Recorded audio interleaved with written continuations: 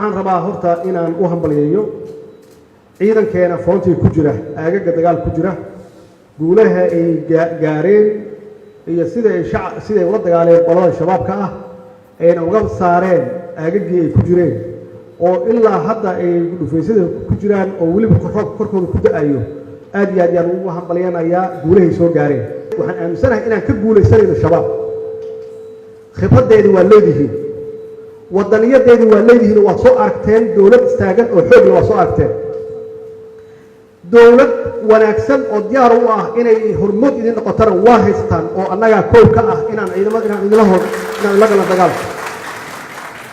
shacab wanaagsan oo baraarugay oo soo jeedana waa haystaan oo idin daba taagan oo garab siinayna waa haystaan wax noo haray ma jiraan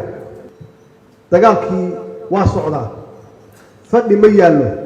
maskaxdii iyo aqoontii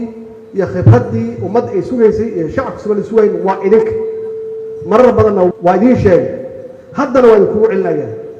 cid kale oo Soomaaliya u maqan ma jirto aan idinka ahayn waxaan idinka codsanayaa waajibaadkiina sida uu yahay oo aad ugu dhaaratay inaad u fulisaan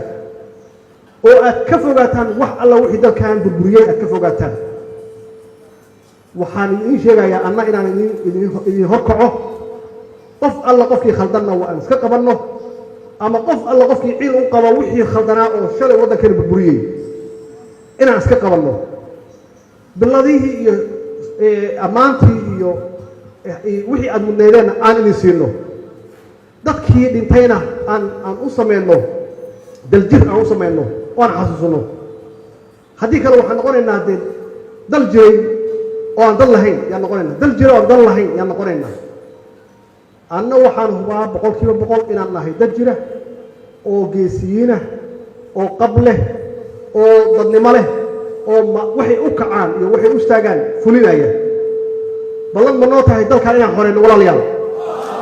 ballan ilaahay ma noo tahay inaan dalkan xoreyno ballan ilaahay ma noo tahay dhaqankii xuma inaan bedelno ballan ma noo tahay inaan u dhimano Soomaaliya